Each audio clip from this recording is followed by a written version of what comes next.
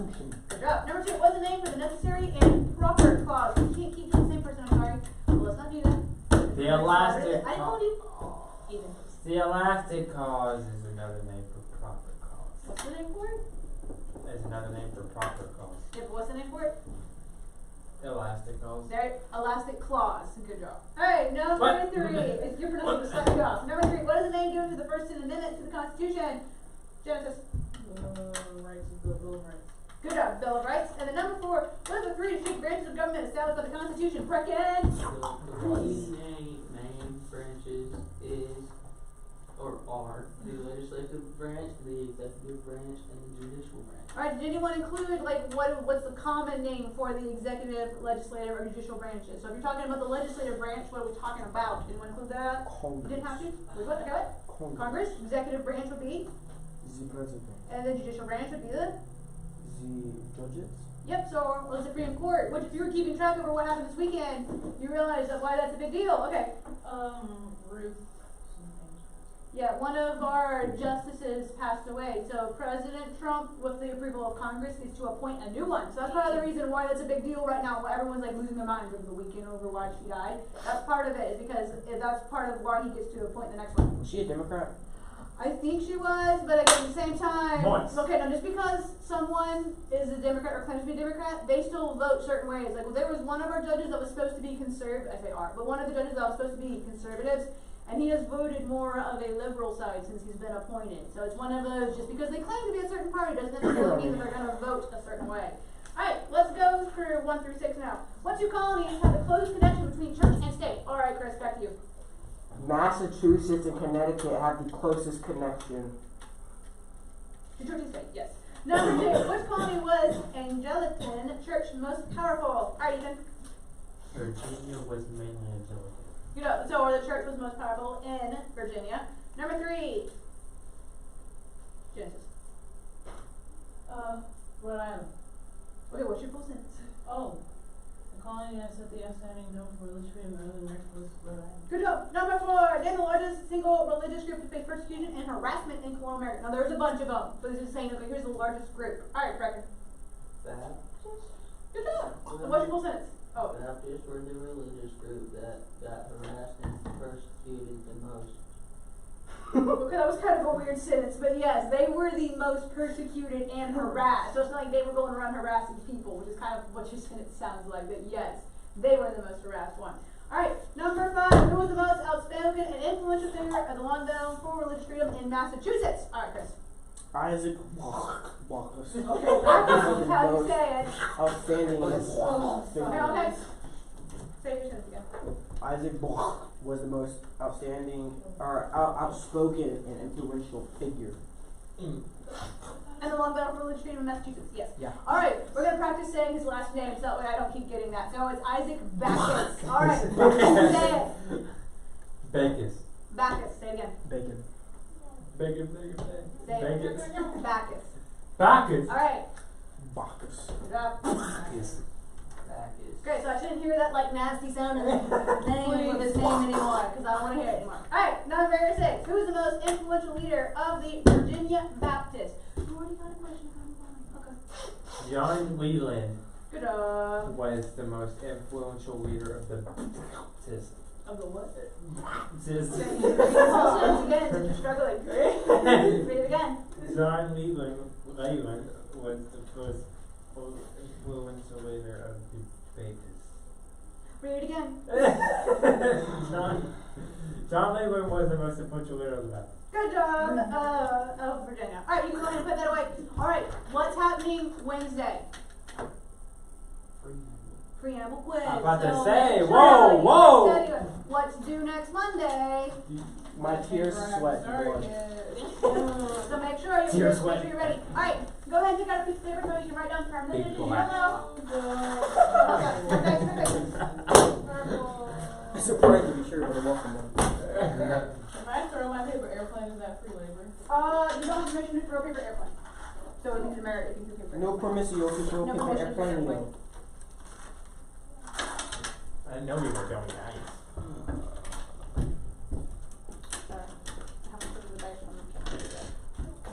How am I was in chemistry. How am I working? Yes. I'll start. Alright, so thinking back over it, we'll start with Ethan. I don't think I've started with Ethan in a while. Reckon? Alright, Ethan. Alright, Ethan, what was the colony that submitted its constitution to its people for ratification? What's it start with? It's a colony. It's 1 in 13 chances. Guess. I know, but you can tell me what it starts with. There's 13 of them at this point. Massachusetts. Good job, Massachusetts. Massachusetts is a prominent colony there. Alright, who wrote the Articles of Confederation? He also wrote Letters from a Farmer, Pennsylvania. Last name is D. I know. Who wrote it? Last name is the what? D. The D. D. I know. Dickinson. Edo wrote the one. What? Dickinson? Dickinson. John Dickinson. Alright, what type of government is it whenever the central government is subordinate to the local government? So the local governments have more power. C. Type of government.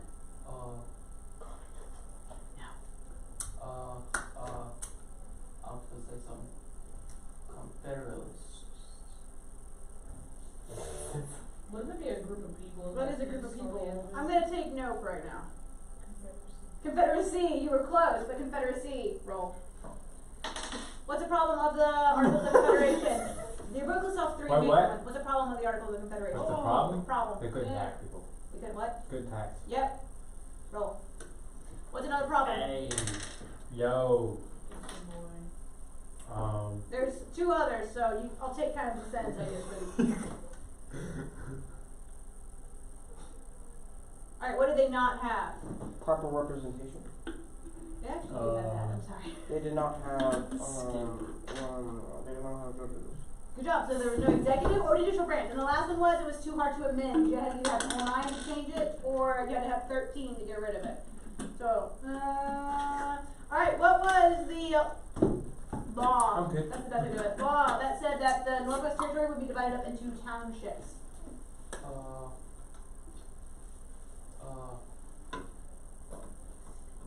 Begins with an L, that can help you out. Land ordinance of 1785. Good job. Land Ordinance of 1785. What a I'm becoming David Hasselhoff. What was the other one that said that there should be no more than 5 states and no less than 3? It starts with N. This is also a law. Ordinance, technically, law. An N. Alright, Ethan's turn.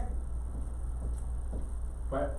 We're gonna pay attention. What was the ordinance of the law that said as people move into that Northwest Territory that you have no more than 5 states, no less than 3? Northwest Ordinance of 1787. Good job, roll. Alright, who led the rebellion in Massachusetts because the Articles of Confederation was not working? What was the last name again? S. S. It's not bacon. This is a different rebellion. S? S. What is Shays? What? Shays. Daniel Chase, you said old Shays. Shays. Shays. Alright, what do we call... Alright, I don't think I have to word this before it's not weird. Alright, who was remembered as the father of the Constitution? What does it start with? I know. Who is it? Who is that Is bald that looking Jorge? dude? What? Is that Jorge? You gotta go with forehead. Jorge! Forehead? George. You go with George. Yeah. George Washington? I don't know. No? I don't Okay. look like him. James Madison. James Madison. Oh, What a James guess. Madison. What a Alright, guess. how many delegates were sent to the Constitutional Convention? Let's start with. How many were sent to the Constitution? 12. Any number between 1 and 100. 1, 2, 3, 4. I'll let you get 3 guesses. 12. No. Okay. Go higher. 48. Go higher. One more guess. 98. Nope, go What was the down. question? How many delegates were sent to the Constitutional Convention? Oh yeah. 50. Go higher. 50. 2 more guesses. 55. Good job. 55 is correct. What a guess! Excuse me? Alright, who was the oldest? 85. At 81. I know. Wait, what's his last name? Start with. F. Lightning Rod. Benjamin Franklin. Yep. Who was Oh, the what youngest? again? What is my luck today? Who was the youngest at 26? There's no such thing as luck. D. But it Last happens. name? Yep. chance. Nope. What? Who was the youngest delegate at 26? The youngest? What's the start with? D. Make sure you're paying attention. I already told you all this. Yes, I Make sure you're paying attention. You don't have too much time. know. D. D. David. Okay, last name. God David. No. Okay. Dickinson. Nope. Sure, I I said that. said that. Davidson. Nope. Opposite of Knight, Jonathan Dayton. I knew it was around there. Dayton. Alright. Where was the Constitutional Convention located? What city? Wow. Roger? I think so, because you had the 55, you had, who was the youngest, nobody got it. So it's back to you. Where is it at? Which highway? What city? P. The unofficial capital, still kind of is the unofficial capital, isn't this era?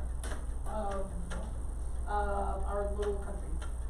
Loosely connected country. City of brotherly love, that helps you. Okay, Philadelphia. Philadelphia, roll. Alright, who proposed the Virginia plan, saying that Congress would be based only on state population? Who Where's proposed the that? last name begin with? R. Begin with. Last name begins with R. Who was the dude who? Dude, Is it a weird last name? sort of. Proposed the Virginia plan based on state population. Oh, I know this. Reynolds. Real? Just making sure. Yeah. No. Light. Nope. No. Okay. That's not right. Ruckus. Ruckus. Lucas? Somewhere around. I'm gonna call Okay, I it can't take that. Edmund Randolph. I Edmund did. Randolph. Okay, back to you. Who proposed the, Big black. who proposed the, New Jersey plan, saying that's only based on number of states? This last name begins with a P. This is a little bit more common. Not really. Sort of. Heater. Nope. Parker. Getting closer now.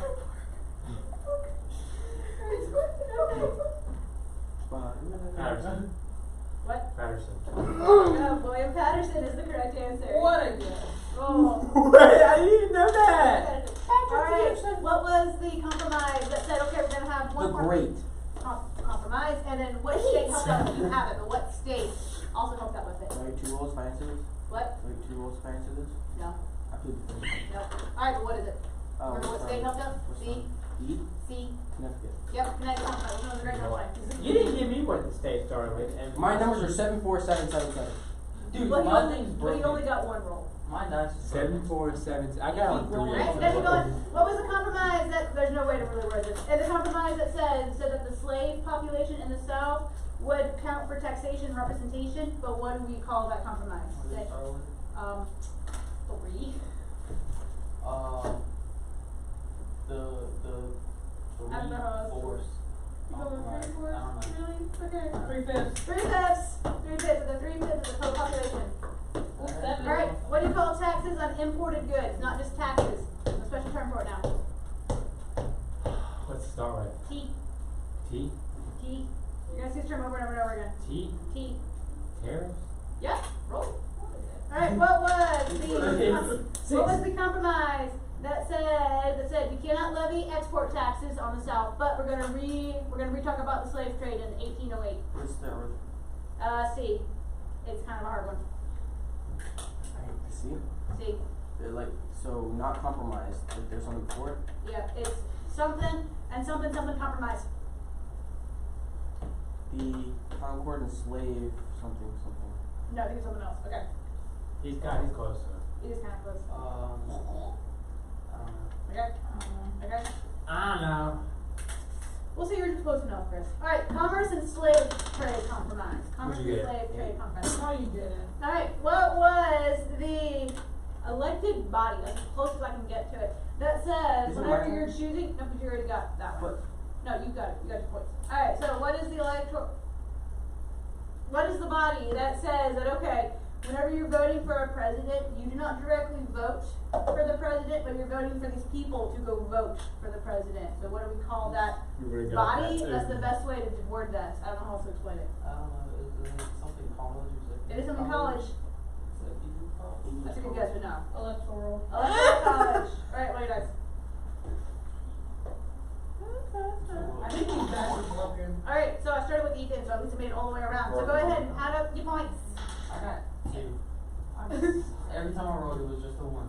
I got 40. Alright, anyone get one on the There is board? Wait. no way that I got 7, 4, 7, 7, 7, 8. Good job. I have 42. Do you really? Yes. For real. Yes, being dead serious. You got what? I count my points. I have like 4 8s in a row. Alright, either one. Don't forget your candy.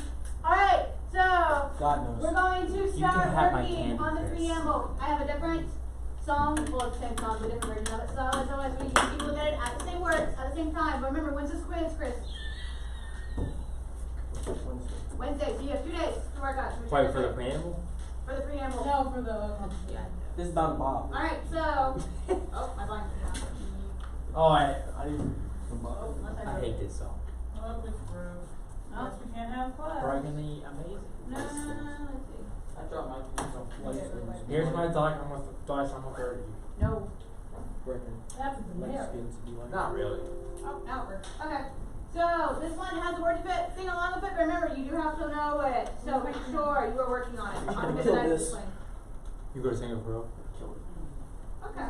We the people, in order to form a more perfect union, establish justice, ensure domestic tranquility, provide for the common defense, promote general welfare, and secure the blessings of liberty to ourselves and our posterity, to ordain and establish this Constitution for the United States of America. Alright, really quick. What's the part that I left off though? Yes, don't forget that. Alright, so Of the do United it again. We the people of the United States. We'll do it with one more time. You ready? Singing. I'll Yeah. It'll be nice. Whoa. We The people of the United States. in order to form a more perfect union, establish justice, ensure domestic tranquility, provide for the common defense, promote the general welfare, and secure the blessings of liberty to ourselves and our posterity, to ordain and establish this Constitution for the United States of America. Alright, real quick, let's talk through it. Alright, so what's it talking about whenever it says, we the people of the United States, in order to form a more perfect union, what's it talking about? The preamble. Okay, yes, but what does that phrase mean? We the people of the United States, in order to form a more perfect union. What does it what does that mean word People of wise? the United States. So what? People of the United States. Okay, so we the people of the United States, in order to form a more perfect union, what does that mean? What's it talking about? Coming together as a country. Yeah, so in order for us countries to be united, not just states and people wise, so in order to come together to form a more perfect union or to be more united, establish justice. What does that mean? Someone just raise your hand out because we're going to break apart. Alright. Police. Yeah, so establish justice or good laws, not necessarily police, because police aren't quite around yet as like a profession, but yeah, so establish laws, ensure domestic tranquility. We don't use those words a lot. Does anyone know what that means? Peace. Yeah, so Dogs like, and what? No. domestic. So domestic means like at home, like domestic manufacturing, making something at home. So home peace, making sure that everyone is living peaceably with each other and with their neighbors in the country. Provide for the common defense. Okay, what does that mean? Alright, someone besides Chris, Chris has talked a lot, appreciate it, but I want to give people a chance to talk. Alright, someone else raise your hand, tell me what do they think it means? Defense. Okay, raise your hand, Ethan. Ethan, Defense. defense of what? Common defense. Of like, when it talks about common defense, what does that mean? Defense of, what are you defending? Military stuff. Yeah, so like our country, so like Army, Navy, Air Force, even though they don't use those terms, that's what it means. Promote the general welfare. Alright, we use the word welfare differently today, but what's it talking about? Okay. The good. Yeah, so like the good of the people. So just promote for everyone to do well in their occupation. Doesn't mean like you're getting money from the government. That's I know not what it's what talking I'm about. trying to Wait, raise your hand. fast. I said that word's changed quick. Yeah, so it's one of those, in this time period, they just mean like to promote the general people being able to peaceably go about their lives and to do well in their occupation, not the government giving you money. So again, that term has changed radically. Alright, fast. So how do you spell general? It's on the board. Yeah. No, it's spelled No, wrong. they spelled wrong. That's What wrong. is that? That person. That's They get cannot wrong. spell. That's Wrong. get wrong. Alright, secure the blessings of liberty to ourselves and to our posterity. Alright, secure the blessings of liberty to ourselves, that makes sense. But to our posterity, what does posterity mean? Alright, Chris. Like advancing prosperity. No, posterity. Like a statue, like kind of like a. Nope. Alright, anyone else Money. again? So, secure the blessings of liberty to ourselves and our posterity. Nope. You're thinking of prosperous. Our attitude. Nope. Our Mental health. welfare. Nope. Secure the blessings of liberty to ourselves and to our posterity. Posterity means future Posture. generations or children. So they said, okay, we want to preserve liberty for us and for our kids and for our kids' kids and for our kids' kids' kids. So instead of saying that over and over again, they said posterity. That means future generations. And let's see, we It's a lot are. of kids. Yeah, well, I mean, your great grandparents or your great grandparents came over to establish it. Do ordain and establish this Constitution. Okay, that's self-explanatory. For the United States of America. So that's what the Constitution means. Excuse me, of the preamble, and that's what it says. Here's the purpose of the Constitution. All right. Anyone have any questions though about the preamble? Do we have one of this? Yep. You have to. You have to. All right. Turn over your textbooks then to page number 95. So the states adopt the Constitution. So once the founding fathers, the 55 delegates at the Constitutional Convention, once they had written something that they approved, they said, okay, this is not perfect, but this is as best as we can get it right now. So because of it, we need to get the people to vote on it and to approve it. So the Constitutional Convention delegates stipulated that the Constitution had to be ratified by state conventions made up of delegates elected by the voters of each state. So they had to get the people on board, but the people, they would elect representatives to go vote to say, do we want the Constitution to apply to us? So they were voting to say, do we want this document? There are two basically groups that came up in this era. The Federalists that said, yes, we want the Constitution.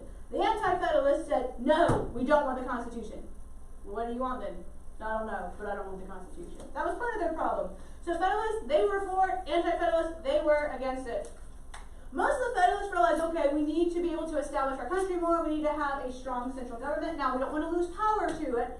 Now, we're going to see this idea of states' rights versus the federal government over and over and over till about the Civil War. That's whenever that gets decided. But you're going to see this come up over and over and over and over and over and over again. So, but they said, overall, this seems like a good idea. We need a stronger central government than just what the Articles of Confederation say. We need to have something there. Some of the people, the Anti-Federalists, they did not oppose the idea of America becoming a strong country, but they wanted something different besides the Constitution. They were suspicious of it. One of the major things that they wanted it to say exactly what the government could do. We fixed this problem with the Bill of Rights later on, but that's part of the reason why they said that they didn't want the Constitution, was they wanted to make sure that it would protect their independence in particular. They didn't think the Constitution was the best approach. All right, next page. One of the major people outspoken against the Constitution was Patrick Henry. Now, we've already talked about Patrick Henry. What did Patrick Henry do? So raise your hand and tell me. Ethan. He said something. He did say something. Do you remember? Give me a little bit of you. Yeah, so it's not like Patrick Henry was a bad person for not supporting the Constitution. In a lot of cases, we have the idea of there's good people and bad people in history, but this is just their opinion. Patrick Henry, he was for America, but he said, I don't think the Constitution is the best idea. So it's not like Patrick Henry turned traitor and didn't like the United States anymore. It was the idea, he just felt like that it should be more states' rights as opposed to the federal government. That's where the quote comes from in the book where he says, who authorizes them to speak the language of we the people instead of we the states. He liked the idea of a confederacy better, and that was just his opinion for it. So, your book points out, though, that a lot of states, they realized, okay, this is a good document, we need to have this document. George Washington supported it, and since George Washington supported it, and everyone respected George Washington, that was part of the reason why it got so much success. But some of the founding fathers decided, okay, we need to be able to write papers to help explain what it is in some cases. Delaware, you make a note about Delaware. She ratified the Constitution first because Delaware wanted the title of the first state. Even whenever, okay, y'all probably do not remember this because y'all are younger, but whenever the year 2000 hit and the United States started Yeah, whenever the United States Mint started making the quarters for like the different states, they used to not do that before for the year 2000. That was a big deal whenever that came out. But even on the state quarter that came out for Delaware, they still had first state. So Delaware is still very much proud of the fact that we're the first official state. We ratified it first. Dibs, we got to it first. So Delaware is making note of that. They are still very proud of the fact that they are the first state. So make a note of that. John Hancock and Samuel Adams, and they gave their approval in Massachusetts, convincing Massachusetts to hurry and vote for it as well. So whenever they had enough states, once they had 9 states in 1788, that was enough to swap over underneath the Constitution, to switch over from the Articles of Confederation to the Constitution. So that happened in 1788. Note that date. So 1788, that's whenever Massachusetts voted for it. That was the last of the 9 states to put it into effect. But they were missing several key states like Virginia, New York, North Carolina, and Rhode Island. And so because those states, particularly Virginia and New York, since those are 2 prominent and wealthy states, they knew, okay, we can't just become a new country without them. We need them to come on board. So we have to get them to ratify it. In Virginia, that's where Patrick Henry was and George Mason. They put up a fight saying that they didn't think the Constitution would protect their individual rights. Whenever James Madison promised, though, we will attach a Bill of Rights specifically saying, here's the freedoms that the government will protect and not touch, will that satisfy you? Once they promised that, Patrick Henry and James Madison said, oh, okay, well, as long as you promise to go ahead and add that amendment, or amendments, the first 10, okay, we'll go ahead and we'll approve it for you. So, in New York, this one was a lot more work. So, your book points out, this is whenever the Federalist Papers are being written. The 3 major authors were James Madison, John Jay, and Alexander Hamilton. There were other people, and they wrote a total of 85. You don't have to read all 85. You don't have to read 2. Well, that's probably the reason why your book has a Federalist Paper number 10 and Federalist Paper number 51 in the back of the book, because those 2 include 2 major ideas, but they basically say, here's why we need the Constitution. Here's one aspect of the Constitution we're going to talk about. Here's another aspect of the Constitution. This is why we need this document. So, those 3 gentlemen were the 3 major ones. They wrote it underneath a pen name or a pseudonym, just saying, okay, we're not going to put our names on it, but here's the reasons why you should vote for the Constitution. So those papers were known as the Federalist Essays, or just the Federalist Papers, because it was people writing saying, here's our support of the Constitution, here's the reason why for it. So, as a side note, do you remember, Ethan, which one you signed up for? Which Federalist Essay? The longer one? Okay, so 10. 10. Reckon you remember which one? They all abandoned you. I thought we all said 51. They abandoned. They changed their minds and asked because they changed it after class. Do you want 51 still, or do you want 10? Okay, so 51. And then Jamie's emailed me and told me that she wants 10. Quinn has not emailed me yet. He's emailing me soon. Alright, so just make a note for that as well, that you're keeping track of which one that you're doing. So, New York ratifies it eventually. Now, at that point, we've had basically all the states except for one, Rhode Island. Rhode Island was dragging their heels and not voting on it and didn't want it. So, your book points out they had to keep going without them though. So, they went ahead and they chose New York City as the temporary capital. Now, where's our capital today? Someone raise your hand and tell me. Alright, Chris. Washington, D.C. Yeah, Washington, D.C. But Washington, D.C. was not built yet. So, New York City is our temporary capital. They said, okay, we'll put it somewhere else later, but right now, New York City is our capital. For it, they elected House of Representatives, they elected senators, and the electors of the Electoral College, they voted to choose George Washington as the first president of the United States. You should know that. Everyone should know that already. Eventually, though, Rhode Island just had to make a choice at this point, because Rhode Island was waiting so long. They said, okay, listen, either ratify it or you're your own country. You can't keep being in this like limbo, maybe we'll ratify it, maybe we won't. No, either get in or you're about to be the independent kingdom of Rhode Island. That's your options. So Rhode Island decided, fine, we'll ratify it. In 1790, they waited a good 2 whole years after its initial approval. Just think about, Rhode Island was the last one, at least for this time period. Other states are going to come, but they were the last of the 13. Alright, really quick, we're going to watch that other video that I mentioned on Friday about the Electoral College before we get too much farther. So, we talked about the Electoral College and why it's important. This one's also talking about why do we need an Electoral College as opposed to just a regular popular vote. What's the dangers between them? Alright, Chris, you can get the light in the door.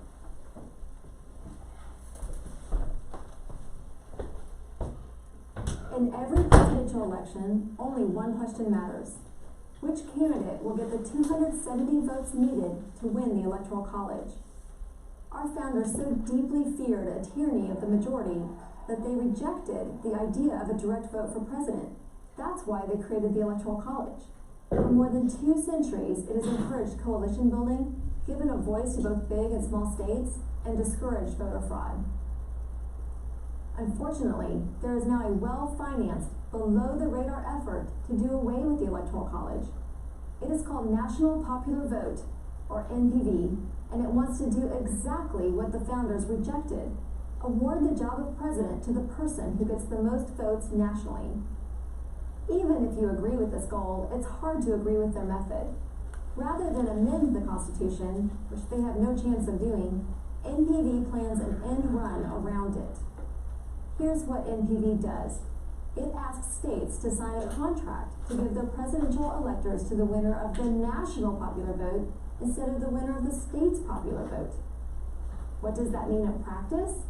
It means that if NPV had been in place in 2004, for example, when George W. Bush won the national vote, California's electoral votes would have gone to Bush, even though John Kerry won that state by 1.2 million votes. Can you imagine strongly Democratic California calmly awarding its electors to a Republican? Another problem with NPV's plan is that it robs states of their sovereignty. A key benefit of the Electoral College system is that it decentralizes control over the election. Currently, a presidential election is really 51 separate elections, one in each state and one in DC. These 51 separate processes exist side by side in harmony. They do not and cannot interfere with each other. California's election code applies only to California and determines that state's electors. So a vote cast in Texas can never change the identity of a California elector. NPV would disrupt this careful balance. It would force all voters into one national election pool. Thus, a vote cast in Texas will always affect the outcome in California. And the existence of a different election code in Texas always has the potential to unfairly affect a voter in California. Why?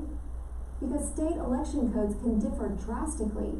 States have different rules about early voting, registering to vote, and qualifying for the ballot. They have different policies regarding felon voting. They have different triggers for recounts. Each and every one of these differences is an opportunity for someone, somewhere, to file a lawsuit claiming unfair treatment. Why should a voter in New York get more or less time to early vote than a voter in Florida? Why should a hanging Chad count in Florida but not in Ohio? The list of possible complaints is endless. And think of the opportunities for voter fraud if NPV is passed. Currently, an attempt to steal a presidential election requires phony ballots to appear or real ballots to disappear in the right state or combination of states, something that is very hard to anticipate. But with NPV, voter fraud anywhere can change the election results. No need to figure out which states you must swing, just add or subtract the votes you need or don't want, wherever you can most easily get away with it. And finally, if NPV is adopted and winning is only about getting the most votes, a candidate might concentrate all of his efforts in the biggest cities or the biggest states. We could see the end of presidential candidates who care about the needs and concerns of people in smaller states or outside of big cities. Here's why all of this is of so much concern. NPV is more than halfway to its goal. NPV's contract will go into effect when states with a combined 270 electoral votes have signed. To date, NPV already has the support of 10 states plus DC. Together, that's 165 electoral votes, leaving only 105 votes to go. It is time to stop this attempt to undo the way American presidents are elected, which will in turn undo America. The people behind NPV think they are wiser than every generation of Americans that preceded them. They aren't. I'm Tara Ross for PragerU. Right, and so that's the summary. So again, occasionally you hear people talk about how they don't want the electoral college, and that's what that is trying to do. They're trying to basically undermine it, saying, okay, we're going about it in a roundabout, sneaky way. Just say, okay, we're going to do it this way instead of trying just to change the Constitution. All right, good question, Ethan. To two questions. Okay. The first question, what was that video published? I think about 4 or 5 years ago. It's a little bit older now because typically they start cropping up whenever presidential elections show up. So they're typically pretty good about keeping a lot of accurate research. But I think it's about 4 or 5 years old now. But it's one of those just to be aware, because occasionally you'll hear about the idea of popular election for president as opposed to electoral college, and that's the reason why they reintroduce their videos every 4 years, saying, "Hey, here's the reasons why behind it, and here's why we need it." All right, what was your second question? I think that's what they would do with Biden and Trump. They're trying to change Trump's votes to Biden. Hopefully, or vice versa. So hopefully not. That's part of the reason, if you notice, in a lot of cases, it was the more liberal states that were voting for it, because it's easier to just say it's one big giant election as opposed to a bunch of people spread out into different sections over it. So it's easier to hopefully control the outcome, which is one of the reasons why the founding fathers said that they didn't want that, because it's safer to do it in electoral college. It's more work, but it's safer. All right, Chris, you can go ahead. All right, so moving on from it. Anyone have any questions about the Constitution before we start talking about the different parts of it? All right, page 95. So, Constitution. So some people, they debate on, okay, what does the Constitution mean? But everyone pretty much agrees that the Constitution is an important document, and it's a very good document, and it's well written. Your book has a quote by Noah Webster in that first block quote on page 95. Who wants to read it? 95. Sorry, 97. I lied. Sorry, I said 97. Where are you? All right, Chris. Wait, where is it? It's the big block quote towards the center of the right side of the page. Oh. These United States present, for example, in modern times of a government founded on its legitimate principles, by the laws of nature and reason, religion. All men are born with equal rights. The Constitution of the United States, formed by the delegates of the people and ratified by the people represented in conventions, guarantees to them the enjoyment of their rights. This Constitution is truly Republican for this splendid era in the history of it. Good enough. So, okay, there's the two basic ideas behind the Constitution, and that we are a republic first, and that also we're a federal system of government. Now, your book points out as well that the founding fathers realized, okay, because of man's sin nature, we have to build things in to try to help tame or to not let man's sin nature run away with them. But the founding fathers also point out that they understood, okay, biblical principles are important for a nation. The nation's laws should reflect what the Bible says. Why should a nation's laws reflect what the Bible says? Anyone think they know, Chris? Because they always want a better country and a better form of government. Yeah, that's part of it. But there's also there's a promise that the Bible gives as well. Anyone know what that promise is? Probably part of it. Is it like something? Is it something like a country where their Lord is God, or where their God is the Lord, is like prosperous or something? Very, very, very close. So it's the idea. Your book has the verse for it, Proverbs 14:34. That's like the fast reference, but it's basically sin. Righteousness exalteth a nation, but sin is a reproach to any people. That's how come Christians are encouraged to go out and vote to make good laws and that reflect what the Bible says, because God's promised to bless a nation that honors what He says. That's how come so many people encourage Christians in particular to go out and vote, because you don't expect unsafe people to vote how the Bible says, because they're not safe. But suppose as a Christian, you should try to influence laws as best as you can, so that your country will be able to continue to be blessed by God. All right, constitutional government. So, we are first off a republic form of system of government. So, republic system is representing the people. Now, your book is into talking about a representative government versus a democracy on the next page, so we'll talk about that in just a second. But, first off, they said that the primary thing that governs our country is the Constitution, so not the president. A lot of people assume it's just the president. The supreme law of the land is the Constitution. The president cannot just do whatever he wants. So he has to do things underneath the Constitution. If he starts getting too much power or starts just doing whatever he wants, he can get fired from being the president and then, or impeached and end up in jail later on if it goes to that far. So it's not the idea of president, he can do whatever he wants. The Supreme Court can't do whatever they want, and the Congress can't do whatever they want. This Constitution clearly says, here's what each branch can do, here's your powers, don't mess up with what the other people are supposed to do. Alright, so your book is talking about democracy versus a republic. So a republic, anyone know what a republic is loosely? Your book's going to talk about it in a second though, okay? Isn't it a country ruled by the people? Okay, so what's a democracy versus a republic? Because they both have the idea of stemming from the people. So what's the difference between them?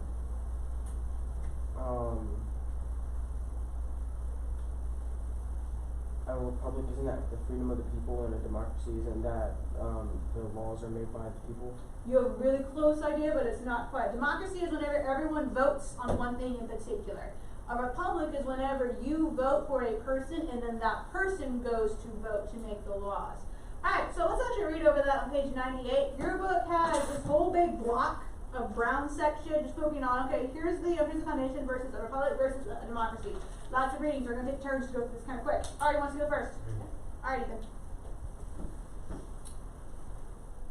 When you say that the United States is a democracy, the word democracy comes from the two Greek words demos, people, and kreos, to rule. In other words, democracy is ruled by the people. However, the United States is actually a republic with a written constitution with a federal arrangement between the national government and 50 states. Alright, so a republic is whenever you vote for someone and then they go vote to make the laws for you. Alright, Chris, you volunteer for the next section? Awesome, go. Both Democrats and Republics are popular forms of government. However, there are differences between the two. In a democracy, the citizens vote directly on policy, but in a republic, representatives chosen by the people work for the benefit of all the people. Therefore, republics have historically been more stable than democracies. In addition, democracy can have any executive as its head, unlike a republic, which is anti-monarchical. Good job. So, whenever you have a country make the laws, Congress makes the laws. So it's the Senate and the House of Representatives. They make the laws for the country in general. They don't ask the people, hey, should we make this a law? And then everyone goes out and votes. That's not how we do it in the United States. Now, for different state laws, if it's for a state, they may decide to put it to the people and say, okay, for the people of, say, Florida, should this be a law? I had this happen one time when I went to go vote. They were saying, okay, for the state of Florida only, yes or no, should it be allowed if a young lady who is between 16 and 18 years old, if she wants to have an abortion, can she do it without her parents' consent? And I looked at it and I went, no, I don't think that's a good idea at all. But it was a yes or no, can you have it? Now, I said no because first of all, an abortion is murder, and I don't think a young lady should be doing that in the first place. Second of all, she's a young lady, and that's something that she needs to talk to her parents about to make sure are they making a good educated decision and talking it through. And if a young lady is expecting a baby between 16 and 18 years old, she needs to talk to her parents because something else is going on and she needs help. So that's the reasons, again, why for all those things. But it was the idea of yes or no. Do you want this to be a law or not for the state of Florida? Now, it wasn't for all the states in general. It was literally just for the state of Florida. And I believe that one did not get passed. I believe they said, no, you still have to get your parents' permission. All right, is it a quick question? Okay, so, all right, that was the idea of that is a direct democracy for that idea of that law. But it was just for the state of Florida. All right, who wants to read next? Okay, Justice. While some nations have tried democracy, the result has often been tragic. Such as in revolutionary France, many Frenchmen began to focus on the rights of man. The 18th century entanglement France also suppressed biblical Christianity. The result was that citizens exercised their rights while stifling the rights of others.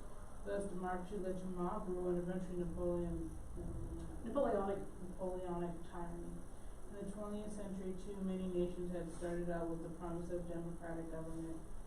Government also resulted in blatant failures in South Asia and Latin America. You know, so that's the idea of what happened with French, where but basically it turned into anarchy or mob rule, where they just said, we're all going to vote together and we're going to oppress this one people group. Now in France, it happened to be the aristocrats and the rich, but it could be any people group. And so that's part of the reason that's a problem with it. All right, do you have a question or are you just ready to volunteer? Ready to volunteer. Okay, it's Brecken's turn, and then we can. All right.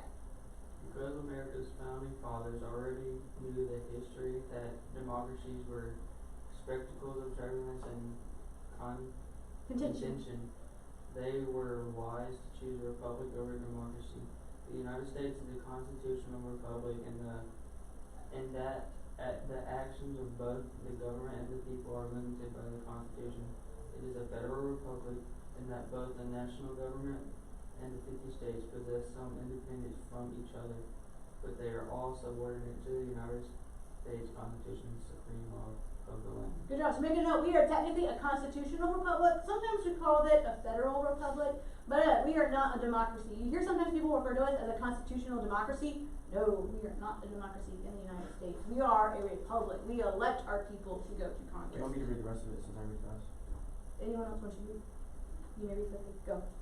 However, preserving a stable form of government does not guarantee national success. John Adams, America's second president, recognized this when we said that our Constitution was made only for a moral and religious people. It is wholly inadequate to the government of any other. While some forms of government are widely known as the secret of America's success is the influence of biblical Christianity. Righteousness exalteth the nation, but sin is a reproach to any people. Noah Webster also understood this principle well. In his history of the United States, he wrote almost all civil liberty now enjoyed in the world owes its origins to the principles of Christian religion. This influence of biblical Christianity has given American people the virtue and character necessary to control their own passions and maintain a long-lasting public. Good job. Alright, we'll talk about the topic further tomorrow. We're just about out of time and it'll probably take longer than 2 minutes to talk about. So, be thinking about it, but we'll talk about it tomorrow. Alright, by the way, I gotta keep going. Alright, so elastic clause. They understood, okay, we cannot interpret everything that our document needs right this second. So they said, so they introduced the necessary and proper clause to say, okay, we can add other powers to Congress and to the presidency and the judicial branch as they are needed. Like, for example, they said that our country should be able to defend itself. And they provided for a military with the idea of an army and a navy. But they did not talk about the Air Force in the Constitution. Anyone think they know why they didn't reference the Air Force in the Constitution? Raise your hand. Raise your hand. No, raise your hand. Chris. Planes weren't invented. Yeah, they weren't invented yet. Now, keep in mind, is it necessary and proper with the idea of establishing a military to have an Air Force? Yeah, it is actually. For like today's standards, we use airplanes. Yeah, but I mean, but back then they didn't know it. So that's what it's talking about with the elastic clause. But okay, if something else comes up that is necessary for the defense of the country, okay, yes, you can add that into it. So basically, it's kind of like a disclaimer saying, if we didn't think of it right now, we can add in other parts to it, and you don't have to amend the whole Constitution. You can if it's necessary and proper, based on what the Constitution says, you can just slip it in. Alright. Okay, I'll stop. We'll finish talking about this tomorrow. Well, yeah, tomorrow. Alright, I'll catch up eventually. Read pages, you're in the next chapter for this section. Read pages 105 through pages, let me figure out where I want to go. 105 through 110. So 105 to 110. Answer page, okay, I'll make it a little bit easier. 104, 1 through 4, but on page 110, 1 through 8 even. So I'll tone it down a little bit. So 1 through 8 even. But make sure you're still reading them. Wait, so, answer page 105 to 110. On page 107, 1 through 4. But on page 110, 1 through 8 even. So I'll help you out a little bit. Even. Page 110? 110, 1 through 8 even. So I'll help you out a little bit because it was getting kind of a lot. But make sure that you're still studying and stay on top of it and stay on top of it. When's the first draft of your Federalist essay paper due? Monday. So